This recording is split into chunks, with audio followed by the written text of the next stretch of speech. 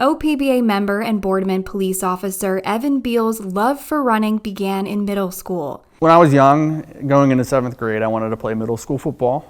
Unfortunately, due to sports injuries, things like that, everything my parents would see on the news and on TV, I wasn't allowed to play football.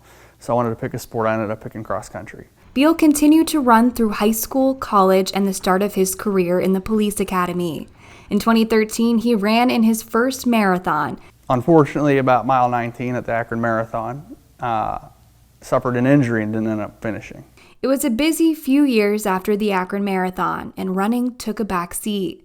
But 7 years later, an event at work made Beil pick it back up. It was the 4th of July in 2020. I didn't lose the foot pursuit, but I also didn't catch the guy, just maintained sight of him.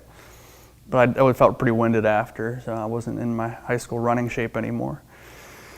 Or the police academy running shape for that matter, so I started training hard again, and I ran the Nashville Marathon in April. Now with 2 marathons under his belt, Beil is set to run on Sunday in his biggest one yet, the Chicago Marathon. I saw online actually today that Chicago was expecting 1.7 million spectators. So the atmosphere, it's a pretty nice atmosphere. If you were feeling a little bit of pain, just those people cheering for you, it kind of lifts you up. Even with his busy work schedule, Beil feels prepared and is confident in his training. You run long. When I say long, that could be at the beginning of training about 9 miles, and at the end of the training 18 miles. So you gradually work your way up until you get to that peak marathon distance. Marathon distance obviously being 26.2 miles.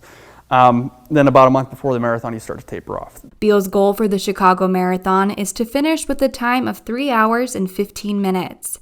He is also running for a cause close to his heart, the American Cancer Society. We have lost employees to Cancer Officer Heather Dobbins. She passed away a few years ago, unfortunately, in an untimely manner. And we have other officers here that have courageously fought and beat cancer. And so part of that is I'm running to honor them. I'm honoring to run my grandfather and some other family members, my aunts, who fought, and my aunt unfortunately passed away from cancer. So, regardless of Beil's finish time on Sunday, it seems all of his training has paid off at work. Since I started training for the marathon, I've yet to lose a single foot chase, and I hope it stays that way.